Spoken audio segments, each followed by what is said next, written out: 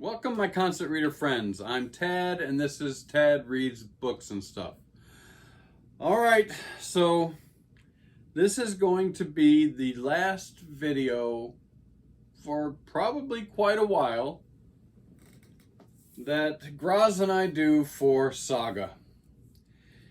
Yep, this is Saga Book 3, and this video is for chapters 49 through 54, which are the last 6 chapters in Book 3. As you know, after Book 3, or issue 54, to be more precise, the writer Brian K. Vaughan and artist Fiona Staples basically took a break, went on hiatus for this series. Now, I believe it was completely planned out. This break was completely planned out beforehand. We're going to kind of talk about that. But then, of course, I don't think they planned it to be that long of a break. But then, of course, we had the pandemic and everything. Now, they are back writing new issues for this. Grozz and I, in our read-along, we are really preferring reading the issues in this form, in this hardback, volumized form. And we do 6 chapters at a time. I have been enjoying this, but unfortunately it's going to probably be sometime before they come out with book 4. So we're going to take a hiatus as well, and maybe move on to something else. Maybe a little foreshadowing. Anyways, I gotta say something. When I started reading these final 6 chapters, I don't know, to me, now maybe it's my melancholia, setting in, that I knew these were the last 6 chapters, so I was reading them in a different vibe, a different headspace, not wanting it to end, because as you know, I've been calling it beautiful chaos the whole series. Really digging it.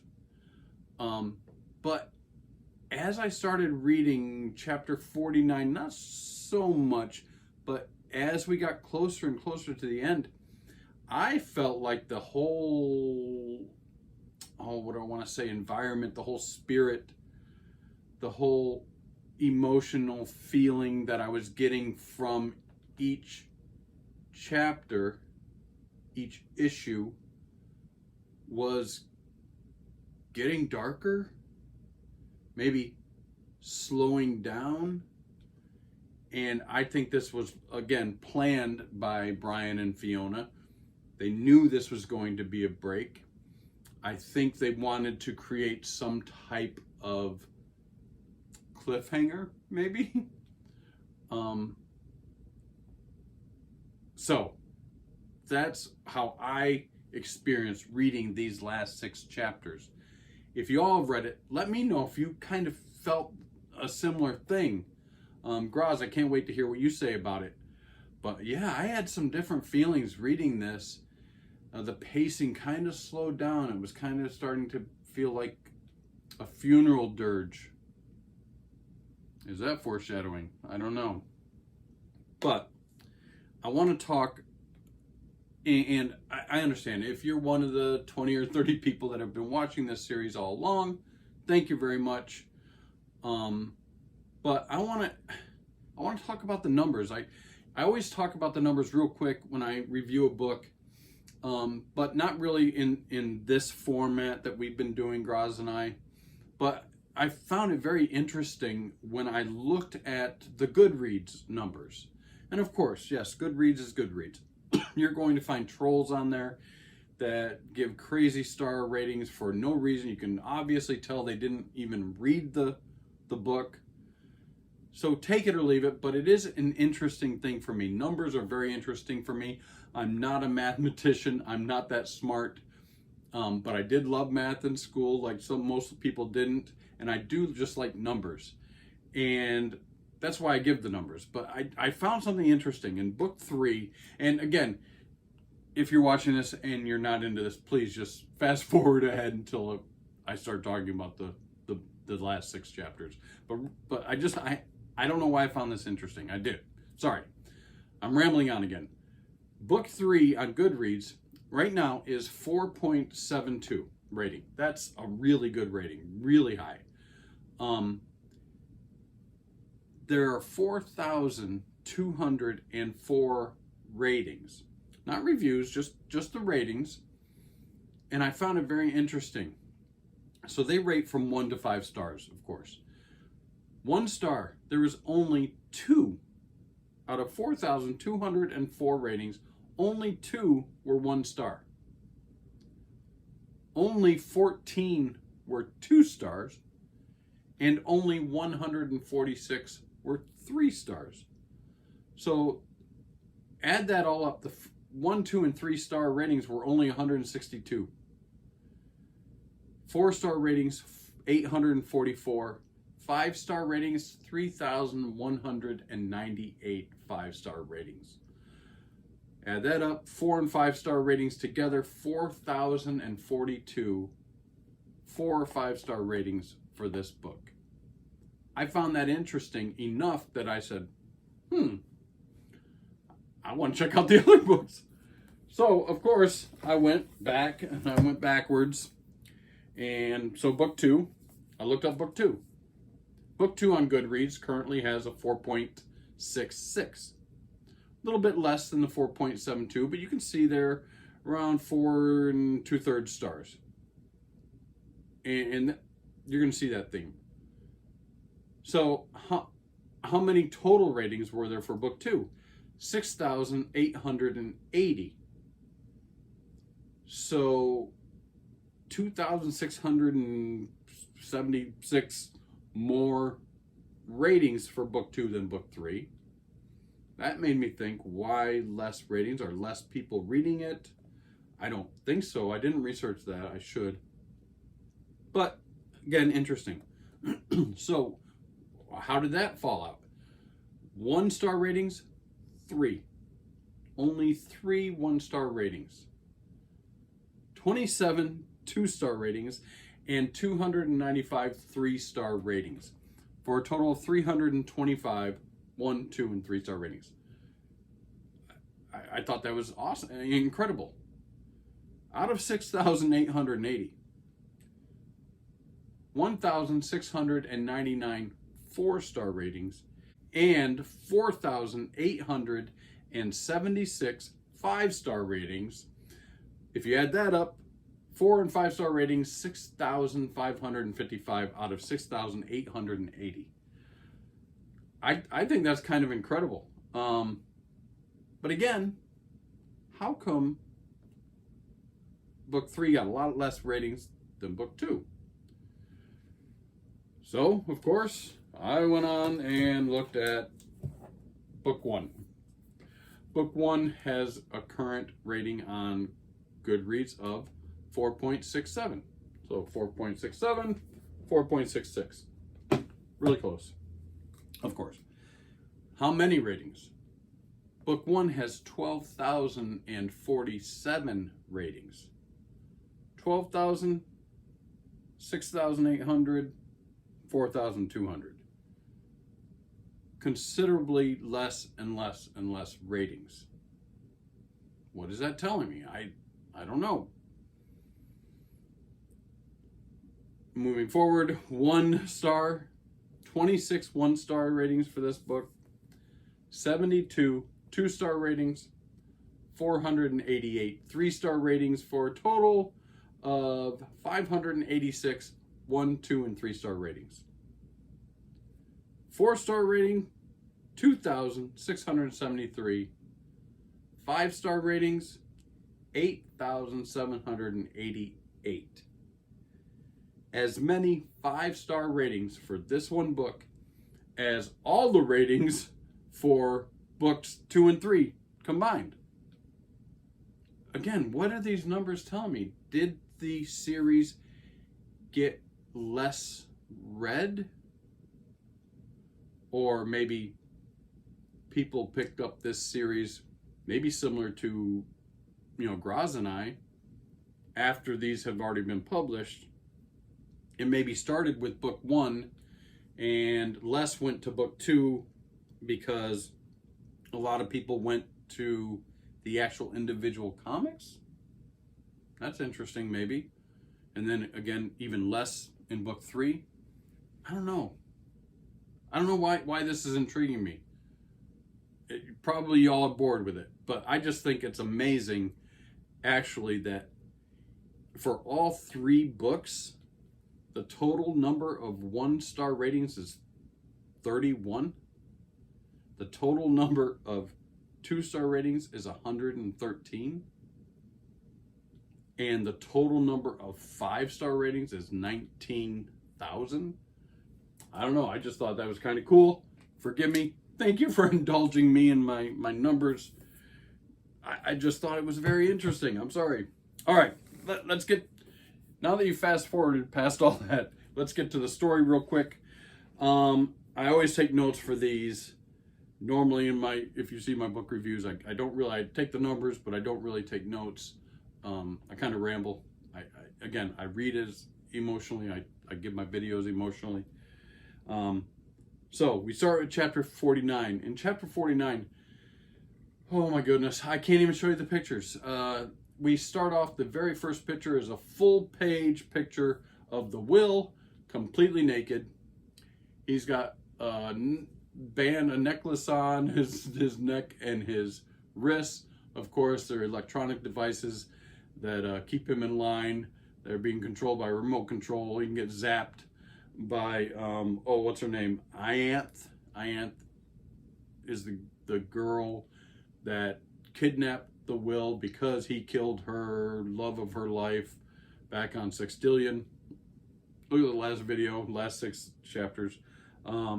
So they are, of course, hunting down to try to find, and what she calls, it's kind of, she calls it the mixed, the mixed species cult.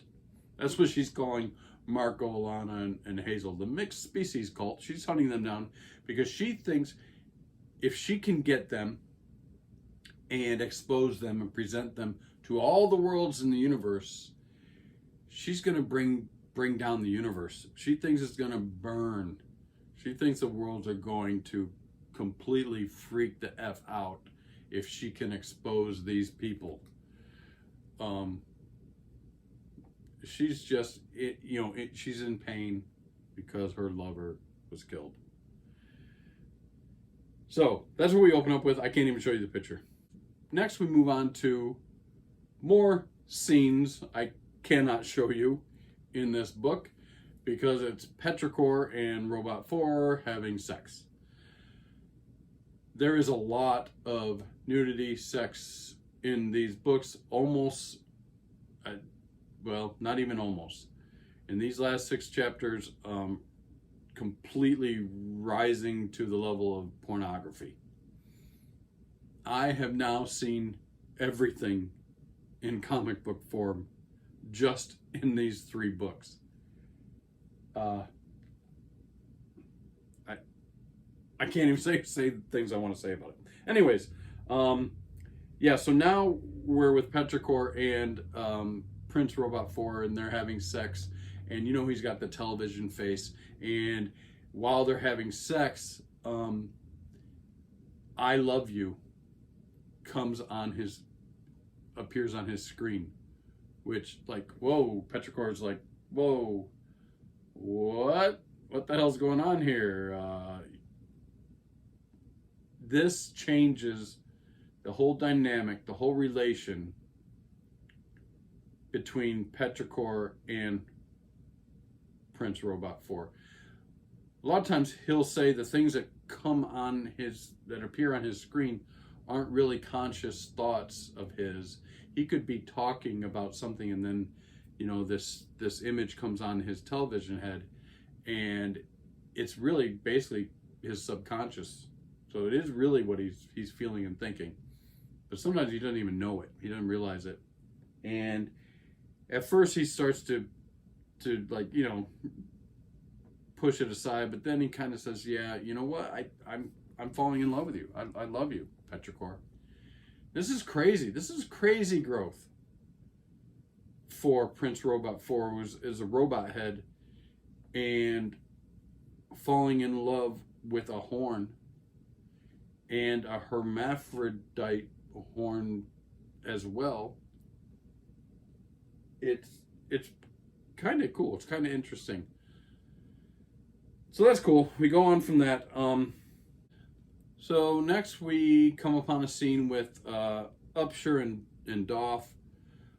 You know, they're the reporter and photographer for this magazine or whatever they call it, this rag. And of course they want to tell the story to the world of Marco, Alana, and Hazel. But they don't want them to tell this story because they're on the run. They're afraid for their lives. They're being hunted.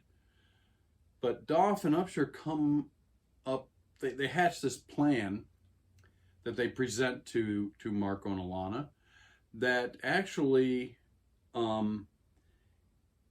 they could tell the story and their publisher will be so happy with being able to break the story that they will spend, it's very expensive, but you can actually kind of have a magic spell done to you that changes you completely, your outlook. You know, they could change them to be whoever they want. And they could live their lives in safely in anonymity. It's called, the spell's called transubstantiation, and it could change their lives. So they could actually just live freely and not be hunted down. And it doesn't just change their looks, it changes everything. It creates new people for them. And of course that would, so now Alana and Marco are thinking, I don't want to do that. I want Hazel to grow up with, you know, being strong and, you know, affirm in her beliefs of being a mixed race and things like that. But they do see the appeal of being able to live and not being hunted for the rest of their lives. But they're not sure. Well, Prince Robot hears of this plan and actually comes and confronts Doff and Upshur and says, I've got a story. I've got a story that is just as big as Alana and Marco. This is the story of Fang. Remember, Fang was that asteroid, planetary thing that was destroyed and millions of people murdered. It wasn't, you know, an earthquake that tore the planet apart. It was actually destroyed. And he's got proof of it. He offers this to Doff and Upshur. In return, he wants anonymity. He wants that transubstantiation spell for him, Petrichor, and Squire, his son, so that they can live their lives together without, you know, the persecution, you know, from his father, King Robot, and the people who would, you know, give them crap because they're a mixed race. So he's offering this information to Doff and Upshur, and they're like, wow, that might work too. So they start taking pictures of him and taking down his story, and they're going to actually, you know, give it to their publisher and see what happens. All right, so let's move on now to chapter 50. So in chapter 50, it opens up again with a full page of Marco and Alana having sex. Having a specific form of sex that has a specific result at the end, which I can't even discuss or show. Like I said, it's crazy. I've seen everything now in comics. I guess I'll leave it there. I could say some things again. I won't. All right, so we see that. And then, of course, they're talking about, well, you know, what should we do? Should we give them our story? You know, no, we want Hazel to grow up. Whatever. All right, move ahead. I can't show you these pictures. So Upshur and Doff have now taken the pictures, written the article for Fang, the destruction of Fang, and sent it off now to their publisher, and they're just waiting for a callback. They're like sitting in a telephone booth. It's funny. Waiting for a callback saying, yep, we're going to go ahead, we're going to print it, and we're going to send you the ingredients or whatever so you can do this transubstantiation spell and change the lives of Prince Robot, Petrichor, and Squire. Squire hears about this.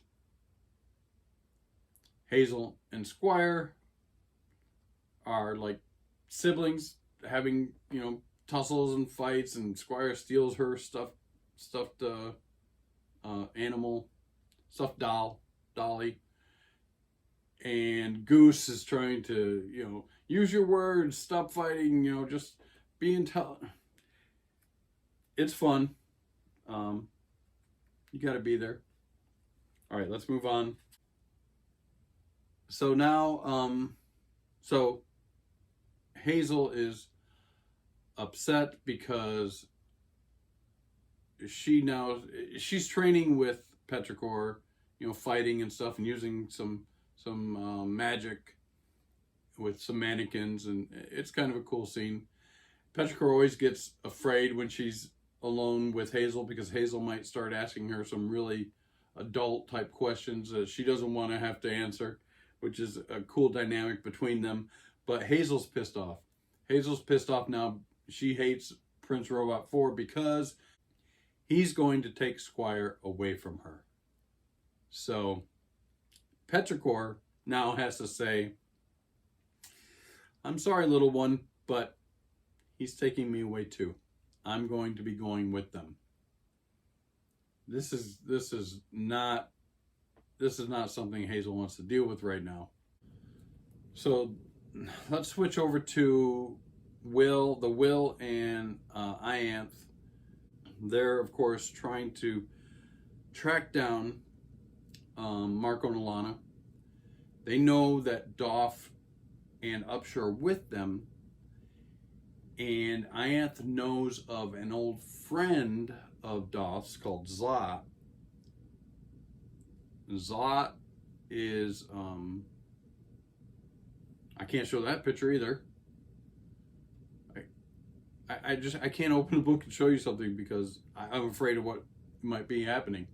So Ianth comes into Zlot's bedroom and has a gun and says, where is Doff? I know you're friends with him. If he's in hiding, where would he go hiding? And Will comes in. He's all bloody. He's killed Zlot's cat and his guards, and Zlot apparently breaks down and gives them the information so she can find Doff, Upshur, conversely, Alana, Marco, and Hazel. All right, let's go to chapter 51. So 49, 50, 51, we're really starting to kind of get that feeling, like I was saying, where it's slowing down, it's getting dark. What the heck is gonna happen? So we start off with Squire having a bad dream. His father comes in, tries to console him, but he says the wrong thing and puts hands up, like kind of chokes him, and then backs off. He's petrified. Squire has decided now, of course he doesn't tell anybody, he's decided, I'm not going to do this. I don't want to change. I'm going to run away. I'm going to run away, and I'm going to go back to Robot Country and go to King Robot and be taken in with open arms. And so he hatches this plan to disappear. All right. So then we go on to, we see Alana walks in. She's talking to Marco, and he's sitting at a typewriter. Lo and behold, Marco has decided he's going to write a book. He's going to write an incendiary book, probably very much like Oswald D. Heist, D. Oswald Heiss's book. I'm just curious. Alana starts reading it and really freaking loves it, but I'm just curious if it's going to be like his. Is it going to be veiled in a bodice ripper, a love story, or something else? They don't really go into it, but now Marco's writing a book, so that's pretty cool. We go back now to Upsher's waiting, for the phone to ring.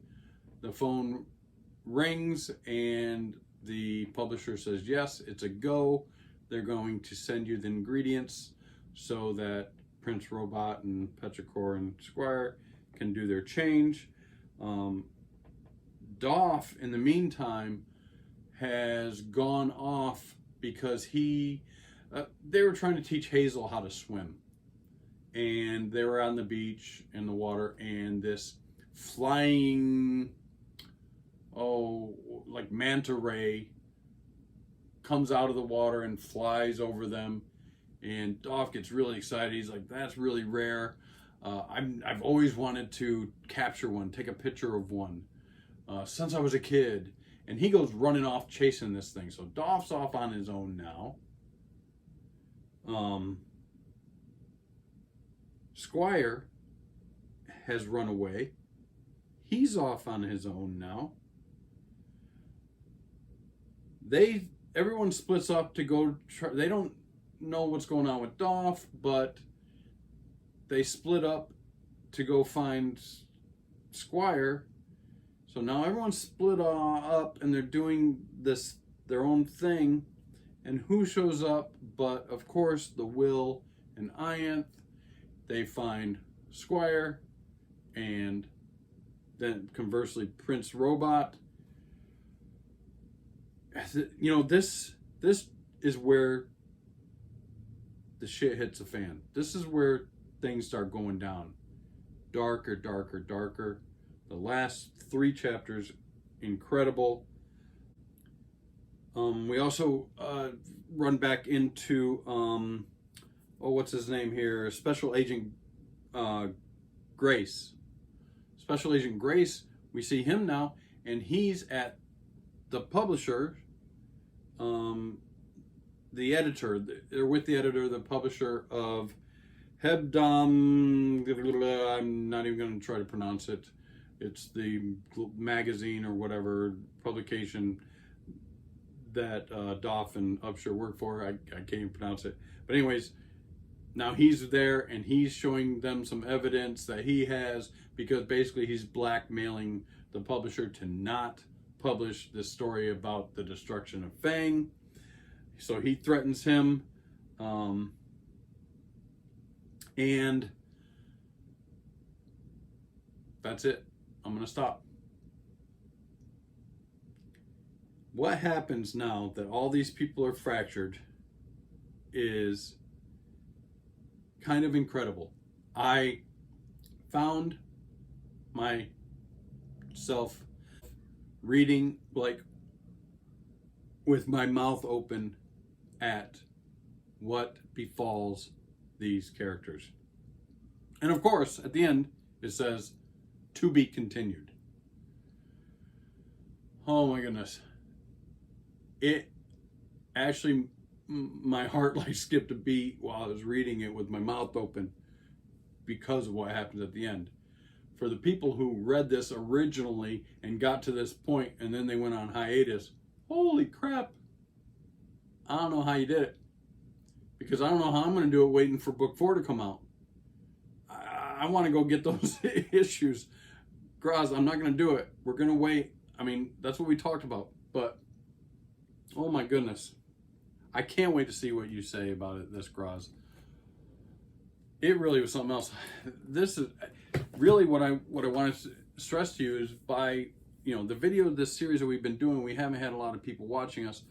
But if you have, and you saw my whole numbers thing, is really what I want to say is, man, even if you're not a comic book reader, you don't like this type of venue for your reading, this is interesting. Yes, it's very It's got every social problem in the world in it, and it's not even thinly veiled, but it doesn't come across as preachy like some things do. Maybe some of you to a point it does, but they keep it so